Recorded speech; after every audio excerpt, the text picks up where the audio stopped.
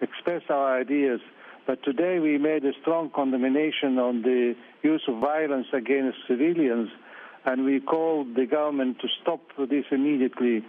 We think that this is a suppressive and intimidation against the people of Libya, and what really we have been seeing through different media channels and through different reports and information we receive from different sources, it amounts to a humanitarian disaster. And what we have seen, we have been taking note of, comes to is in a clear contradiction with Islamic and human values.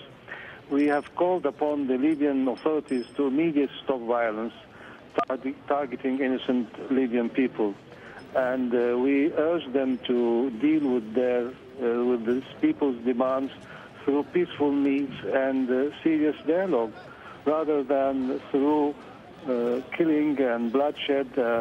We also expressed our sincere condolences to the Libyan people and the families of the victims, and wish the speedy recovery to the wounded persons. What do you make of the fact that Saif al-Islam Gaddafi, Muammar Gaddafi's son, has said that the regime will fight to the last bullet to protect itself? Well, I'm not in a position to comment on individual statements. I made my position clear, and what we really would like the authorities to respect the legitimate demands of the people in a peaceful and civic manner.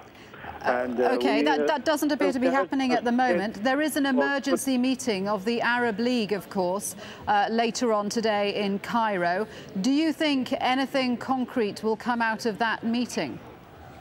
Madam, I cannot comment on other organizations. You appreciate that I am secretary of one of the second biggest organization of the United Nations, and all the members of the Arab League are members of OIC.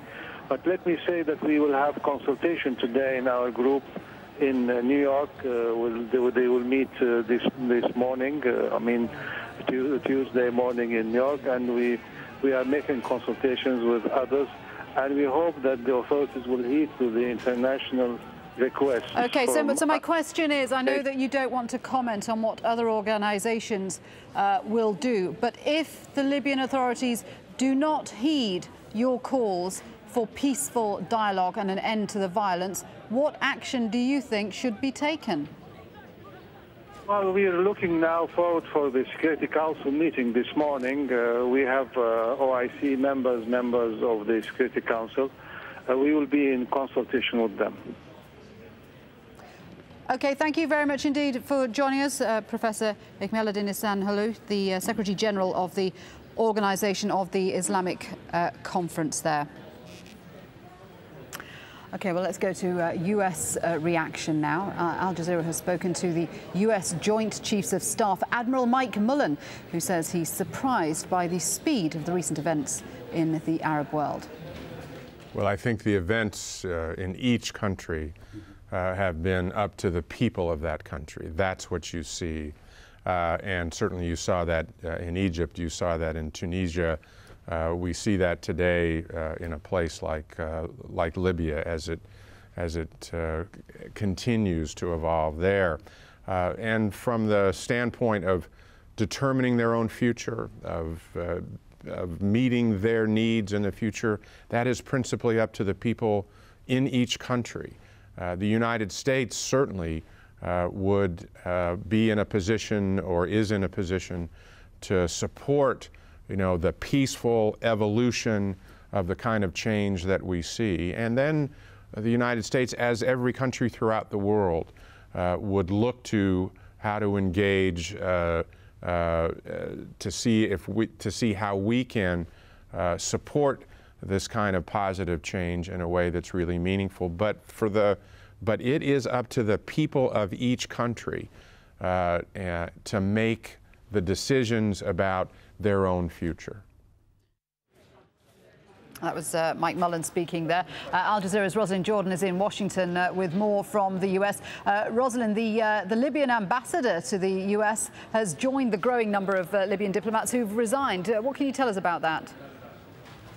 Well, essentially, there is widespread horror, quite frankly, among the Libyan diplomatic corps about events happening in their homeland. And we have heard from ambassador after ambassador taking to the airwaves to condemn the violence, to condemn what they're calling genocide in one official's words, human rights violations in another person's words, and essentially saying that their job now is to represent the Libyan people and not to represent Colonel Gaddafi. Certainly, while they have been stepping aside from their official government roles, it's not clear whether or not they would actually be able to have any real impact on events inside Libya, because if they're now saying that they represent the people and not the Gaddafi government, it may very well be difficult for them to try to mobilize any sort of action on behalf of the people other than from the images that we have been seeing on television for the past 72 hours. Tell us about White House reaction, because U.S. officials say they're keeping a close eye, of course, on the political crisis in Libya. What else are they saying?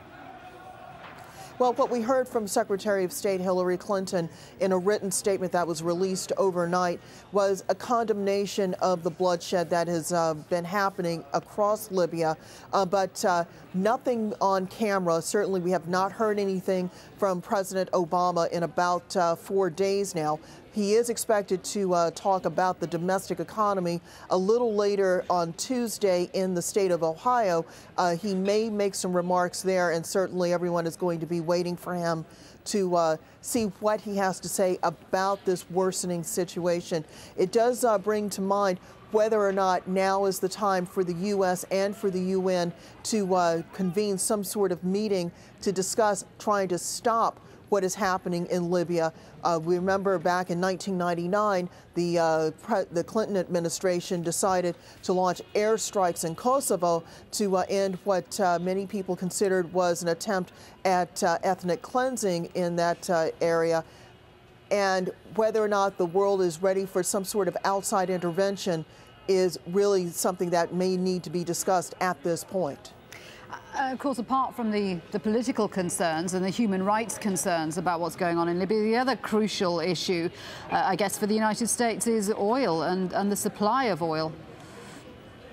That's right. There is certainly a concern. We've seen the price of oil.